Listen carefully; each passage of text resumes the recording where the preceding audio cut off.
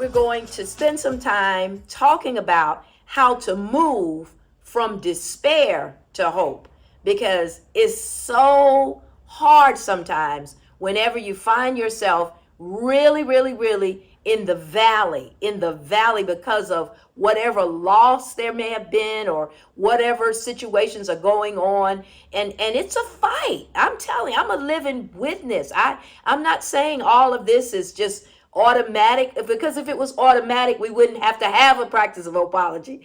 If we could just be this way, then we wouldn't have to do it intentionally. So that's the beauty of the practice of Hopeology.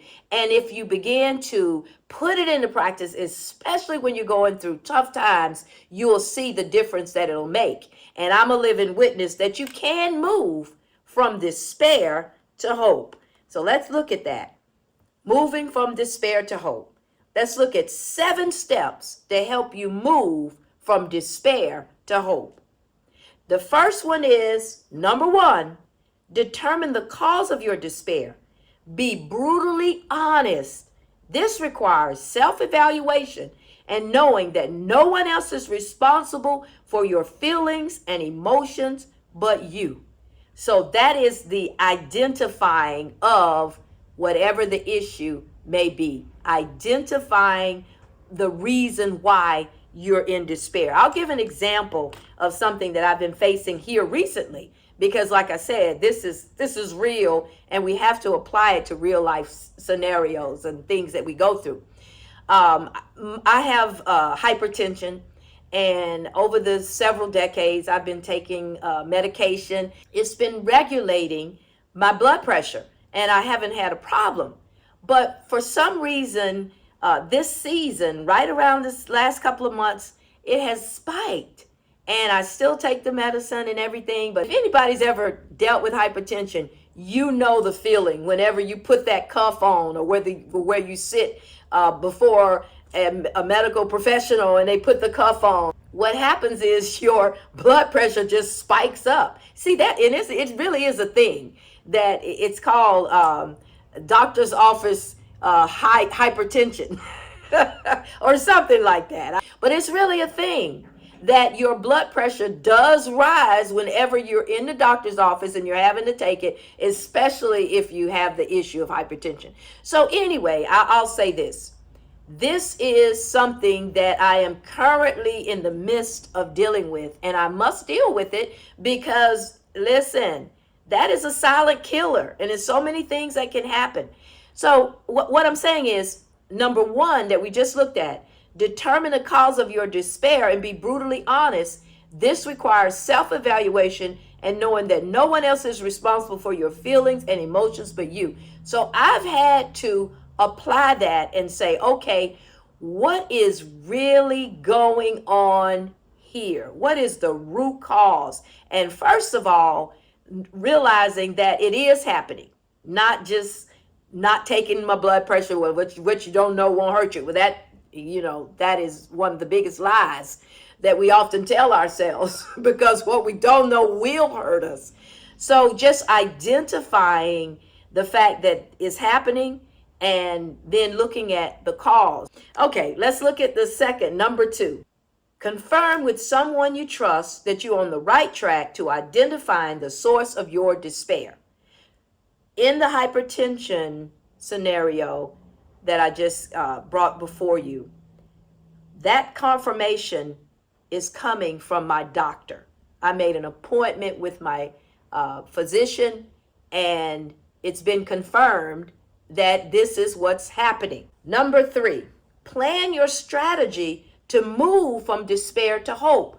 You see, whenever we're moving from despair to hope, one of the things that we have to realize about this is that it's not general. See, that's one of the things that really brings us down with, and it looks like there's no way out, when we just generalize everything. We say, oh, my life is bad and I'm feeling so down and things, nothing ever works out.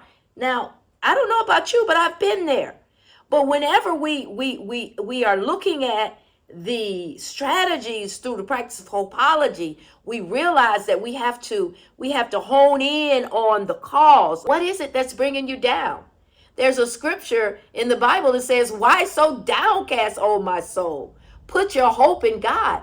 Why so downcast? So beginning at that place of being very specific and identifying and then confirming, and then from there you plan the strategy based upon what you have identified that is bringing you despair. So you plan the strategy to move from despair to hope. Number 4, set goals. The goals must be SMART, and SMART stands for specific, measurable, achievable, relevant, and time bound. Once you set your SMART goals, see yourself completing your plan and believe that you can. Believing you can, that's having faith. And when you see yourself achieving your goals or completing your goals, that's a part of the imagining hope that we're going to talk about next. Let's look at the next one. Number 5, focus on the result and don't get distracted. And it's so easy to get distracted. In the example of the hypertension issue that I'm dealing with, the result is normal blood pressure ranges, okay? Lower the blood pressure. And not to be distracted by all of these other things that are out there. And there's a lot of stuff out there about hypertension and this and that. Once my doctor and I develop the strategy, I have to remain focused until I see results and continual results all the way through. So let's look at number 6 here. Pray and ask God for help. And let me just say something about 6. That's all the way through. That's from beginning to end. But definitely pray and ask God for help before you even get started. And number 7, reach out to people who believe in your potential and who are willing to empower, not control, you along the way. And I can't say that enough, because only you can do the work.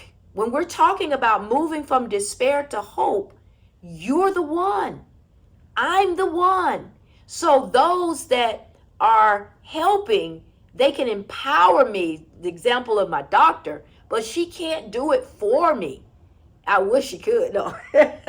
We often wish someone could just do it and we'll be okay. And oftentimes on the other end of that, we want to be the ones to just do something or, wave a magic wand, as it were, to help someone move from despair to hope. If you've ever worked with someone who was on the verge of suicide, and I have several occasions in my life, you understand that whole process, that you want to just shake them out of it. You want to just save them and just help them.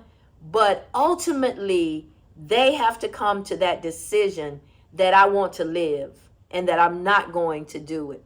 So that's the same thing. Whenever we're talking about empowering and not controlling, we can't make people do anything. And so we're only responsible for what we can do. So when we're moving from despair to hope, we take responsibility.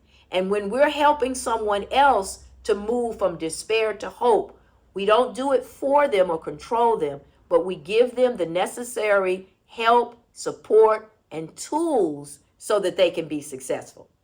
We can move from that place of despair to hope.